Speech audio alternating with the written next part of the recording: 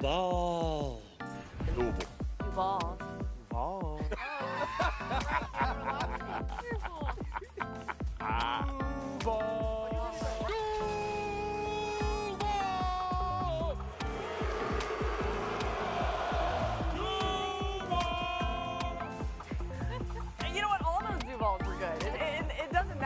They won last night. What a game Monday night in Jacksonville. Clearly, we kicked it off with all of our great. We've heard more Duvals in the last 6 months because of Liam Cohen's not great Duval and obviously been being 4-1. You know what? It didn't matter. He wasn't great at the Duval. He's a pretty great coach. Dan, Mina, Marcus Spears is here as well. Tons of reaction to that game coming. We're going to get to it. There's the wave. That means we can officially start. We have breaking news. The Bengals are trading for Joe Flacco. Cincinnati gives up a 5th-round pick and gets a 6th-rounder and the quarterback for the Browns. Flacco is Cincinnati's quarterback until Joe Burrow can return from his turf toe injury. I'll be completely honest here. When this happened, we had some interesting reactions texting each other. Dan, what do you think of this move? To start with you. Why? Why, if you're the Bengals, with that offensive line, this offensive line has been bad for years. It still is bad. It's been mitigated by Joe Burrow. Joe Flacco is not going to be the person to overshadow that. And then the other thought was, do they in Cincinnati think that Joe's coming back? Like, is this the move that signifies, no, they have belief that Joe is going to come back maybe mid to late November, and they're just trying to keep themselves in the race so when he comes back, if they can get on that final 4 or 5 game run and get into the playoffs. But this one's odd to me. Even if that is the goal, this isn't the right quarterback to get there. I understand that there's a dearth of options, but to your point, Joe Flacco was terrible under pressure. In fact, dead last in the NFL in QBR under pressure. QBR of 3. The Bengals offensive line is even worse than Cleveland's, and they don't have a run game. Cleveland actually has a run game. So I understand that Jake Browning hasn't been good, but I failed to see the upgrade here. I know people are going to say, well, who else? But at least try to capture some upside, potentially. I just don't see the upside in this move. Yeah, I agree. The perplexing thing for me was that Jake Browning has been here. Like, are you going to get better with Joe Flacco? And then you said it, and we've been talking about it, how bad this Cincinnati Bengals offensive line has been. But I contend always, any offensive line lining up in shotgun 60 times a game is probably going to look bad in 2025's NFL, especially with Joe Flacco with an immobile quarterback. Like, this the guy you go to based on all of the problems that you've seen. I don't know if it's an understanding. I don't know if you think he can get the ball out quicker. I don't know what this move was about, but the first thing I thought about was, okay, let's bring in a statue to stand behind the offensive line that gets the quarterbacks hit and then get better. I don't know why. I don't know why it's not a younger, more athletic option.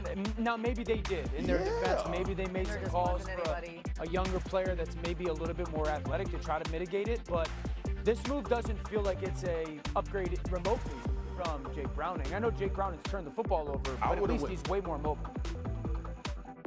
Yeah, I would have. I mean, look, man. Mobility is better, but I would have. This should have been Jameis Winston, or even Russell Wilson. Like I just don't get the Flacco part of it. Like I don't get it. Well, okay, from the Brown side of things. We down on this one, y'all. After trading Joe Flacco, we're perplexed. To the Bengals, Dylan Gabriel, Shedeur Sanders are the 2 remaining quarterbacks on the Browns roster. Dylan Gabriel showed some promise even in a loss. Bailey Zappi is on Cleveland's practice squad. That's that. Let's move on. Let's go back to last night because this is a whole lot more fun. His interception to touchdown ratio is worse than Jake Browning. So to me, yes, I get it. It hasn't gone well, but me and you, Tiff, were talking before we came online. It doesn't matter who's at quarterback right now for the Cincinnati Bengals behind that offensive line. The reason why they don't have their superstar quarterback is because of that offensive line. And now you're going to take Jake Browning away, put in Joe Flacco. I'm not saying Jake Browning is the answer, but you're going to put Joe Flacco in there who is less mobile than Jake Browning. How is that going to pan out? Another issue, this offensive line has not blocked well for Chase Brown running the football. They become a one-dimensional team. So again, you remove Jake Brown and you put Joe Flacco in who's older. Are you going to sit back and throw 40 times with Joe Flacco? Because history has shown us that's not going to bode well for your team. All right, well, Leisha, here's what I'll say. You are completely right about that offensive line. I certainly hope that offensive line doesn't get Joe Flacco killed, but Flacco can indeed deliver the ball to Jamar Chase and T. Higgins.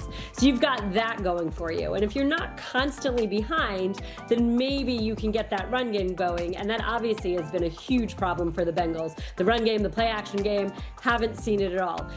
The thing I would say, guys, my mind is blown. Correct. Why would you send a quarterback to a division rival right now who could actually put the ball in the hands of your playmakers? You had an opportunity to completely bury the Bengals. Why would you do this? And the Bengals, I'm going to come back to another quarterback that the Browns had during training camp, the one that they actually wanted to start for them, and that was Kenny Pickett.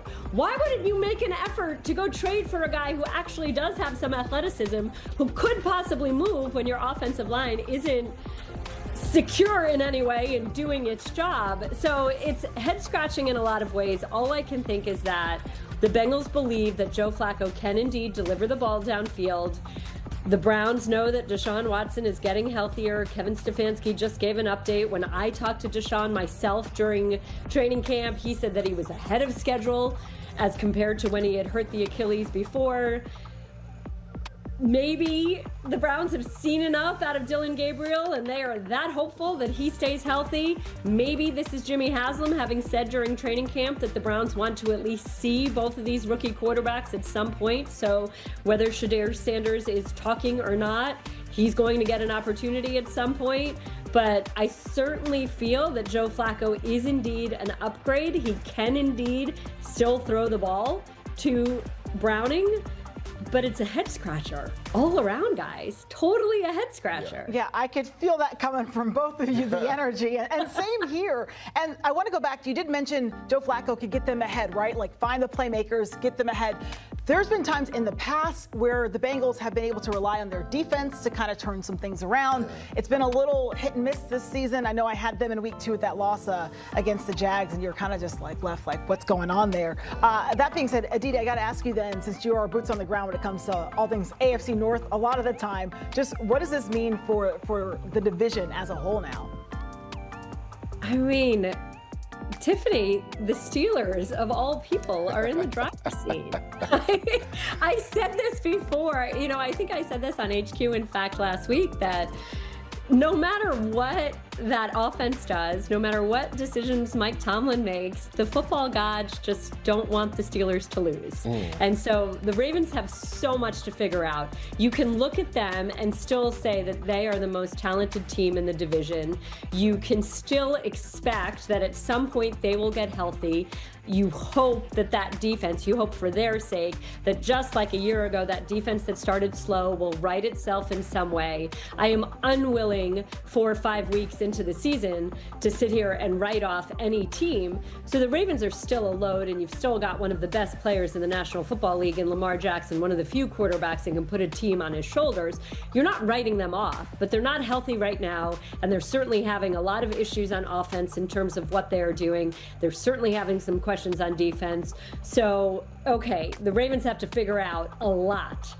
The Browns are rolling with a rookie quarterback who'd certainly had a nice, efficient outing in London this past weekend. You're never going to expect a rookie quarterback to put a team on his shoulders. Who knows what's happening with Jerry Jeudy and those wide receivers? Right now, you have some tight ends that you can count on.